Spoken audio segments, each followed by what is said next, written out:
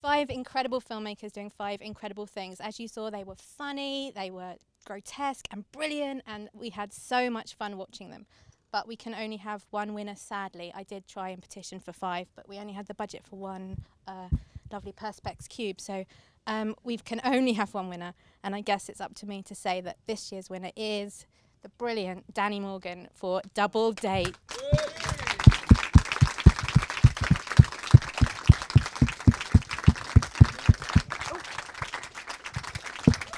Well Nikki. done. Well done. Wow. There we go. Congratulations. Nice you bought your own drink. Sorry, yeah.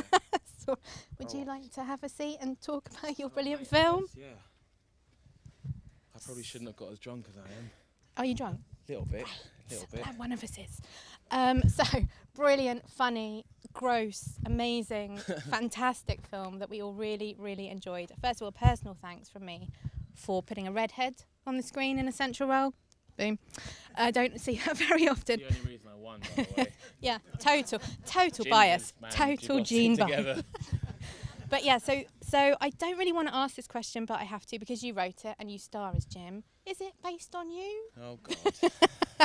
Basically, you're asking if I'm a virgin, aren't you, Nikki? Just Yes. say it. Just ask it. Yes, I think I am. No, I'm not. It's really depressing how often I've had to say that. Sorry. The pointless mic. Yeah, basically it's sort of loosely based on me in my 20s, where I wasn't a virgin, but at times it felt like I was, Nikki. Not gonna lie. So yeah, it's based around a sort of anxiety and fear around women and dating and all that stuff, and so I liked the idea of having a character like Jim who's terrified of talking to women, and then the one night that he gets over that fear is the one night he really should be afraid. Yeah, so it's sort of loosely based on me a few years back, because obviously now I'm a total player, and I mean I'm just beating women off with a stick. Yeah, I'm necking Stella. I'm sweating. Women love that. Yeah, we do. So based on you, as we've established, in your 20s.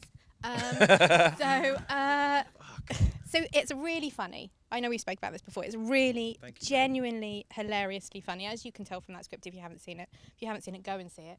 It's funny all the way through. Your relationship, Jim's relationship with best friend, played by the brilliant Michael Socker, is just the heart of the film. Was it always meant to be funny, or did it just happen by accident? I think when I started out, I think I wanted to make a horror film that just happened to be funny, because that kind of takes the pressure off.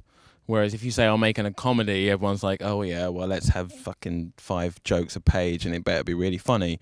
So I thought, well I don't want that, so I'll just make a horror film that happens to be funny.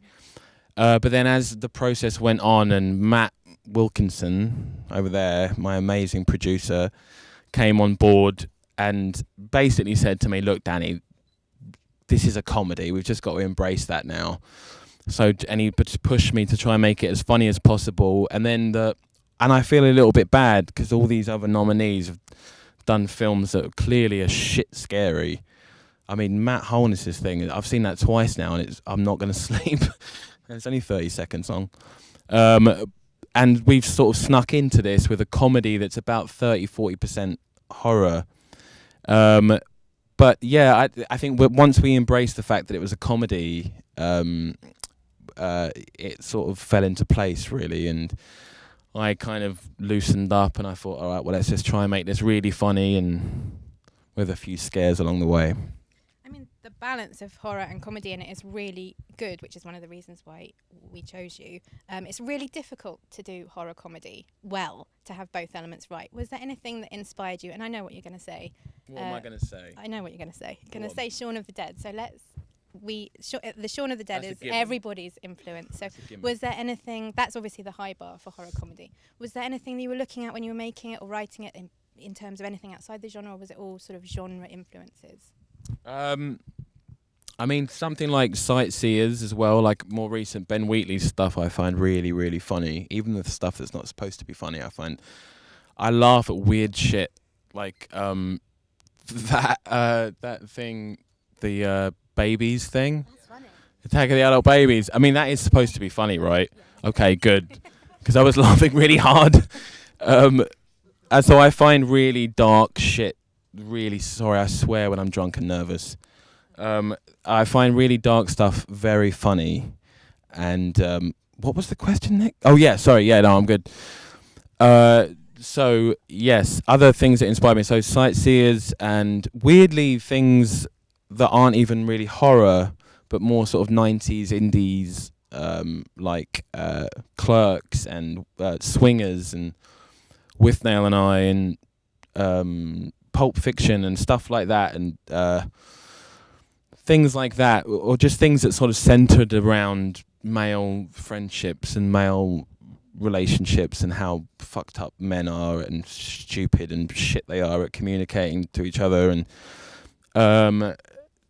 so yeah, weirdly my influences weren't really horror based, but definitely Texas Chainsaw Massacre. And I just heard Tobe Hooper died, which is really, really sad. Like, that was a massive influence, and the whole daddy scene at the end was a big influence on that. Was Texas Chainsaw Massacre, which I saw when I was like 13 on a VHS at my mate's house, and I felt like I was watching something illegal, which is what good horror should be, I think, when you're watching it and going, I'm going to be arrested for watching this. So yeah, mostly sort of 90s comedy, indie comedies and stuff. And the film, I think, relies on its performances as much as anything. Your brilliant cast, particularly, as I said, Michael Soccer playing the best friend, and your relationship with him is brilliant. How did he come to be cast? And you have quite a good story about how you cast him. Basically involved beer, did it? Or hangovers? Yeah. This is the thing, Matt. Does Michael... All right, fuck it. It's a story that I don't think Michael would like me telling. I'm sure his agent wouldn't like me telling. No, it's all right, Nikki. Yeah, no, it's in your magazine and I've told it everywhere. Basically, about a week before we started shooting, we didn't have an Alex, or a Lulu actually for that matter. But we didn't have an Alex, and for me that was the most important thing, was the relationship with Jim and Alex. So I was like, shit, we don't my best friend. We've got a cast in a week. So anyway, Nikki, Anna Kennedy, right? Yes, not you. You weren't involved. But Anna Kennedy, our casting director, sent Michael to a room with us a week before we started shooting. And he rocks up. It was like 10 in the morning, and he was hanging out of his arse. He was properly hungover and sweating. And he walked into the room and he was like, "Oh, lads, I'm sorry. I'm gonna be honest. I almost completely fucking forgot about this. I was out late." And he was sweating, and we immediately looked at each other and we went, "Oh shit, this is Alex just walked into the room." And he had a dirty white t-shirt on, which was inside out. And in the middle of a meeting, he'd never met us before or anything. Technically, it's an audition, but you wouldn't know it. He walked in and he went, halfway through the meeting, we went, "Oh, for fuck's sake." And he whips his t-shirt off, so he's topless now, turns his t-shirt the right way round, puts it back on and goes, "Right, anyway, so I think the script's fucking brilliant."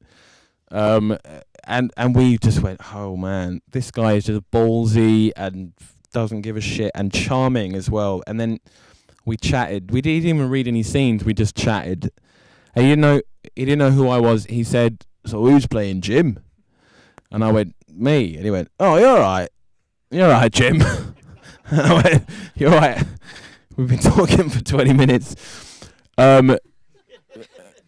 So, yeah, we knew straight away. We were like, "Holy shit, this is a gift from God," or Anna Kennedy, whoever you think is more powerful. And so we couldn't have been happier. And Georgia was the same. She gave us Georgia, and she was perfect. And so we got really lucky with the cast. You're very lucky with the cast. It's really brilliant. And do you think, how was it seeing your first screenplay become a film? Was it easy to let it go from the page to the screen, or were you like trying to micromanage it the whole time, or is the finished vision as you expected? Yeah, I mean, it's 100%. I mean, it's 10 times better than I ever thought it could be.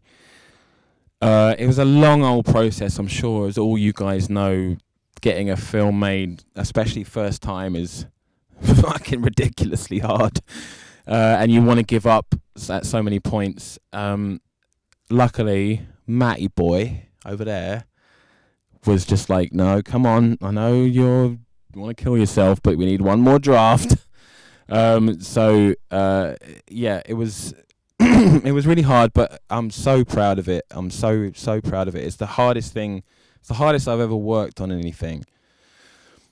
God, I'm drunk. Do I sound drunk? I'm not going to lie. A little bit. Okay. All right, good. I feel like I'm going to start crying. So yeah, it's the hardest I've ever worked on anything, and it's a bit annoying because it's worked out well. So it's almost like the world is saying, if you work hard, good things happen, which I didn't. I almost didn't want to believe because I wanted to go back to doing nothing and just complaining that nothing was going right. But yeah, so annoyingly, I feel like I'm going to have to do this again, and he's going to probably fucking make me do some more shit. So I'm really proud, Nikki. I'm very happy with it. You've kind of torpedoed my last question, but I'm going to ask it anyway. So what's next? Anything else on the horizon? You're going to make any more films? You're just going to go to bed? Ideally, I'd just retire now. This is it. I'm good. It was 6 years to make a film. Mental. Yeah, no, we're working on some stuff. I'm writing the next film that hopefully me, Matt, and Ben are going to work on, which might be about ginger hair, and it might be about, yes, Nikki's in. You want for a cameo. It might be about ginger hair, and it might be like a violent road trip comedy sort of thing. Maybe with me and Rupert Grint playing brothers. That's what we're hoping for. But it's not. Yeah, I know. I want to play his brother, and we're gonna have every single ginger actor in there. All three, yeah, Damian Lewis and all the others. So if you're a ginger actor and you don't get in that film, fucking forget it. Give up. Thank you very much. Really well done. Brilliant film. Well done to you all because it's a real ensemble effort. And well done to all of you because it was really genuinely hard. And everyone made me do it. But it was really hard and well done. Thank you. Nikki. Thank you. Thank you, everyone.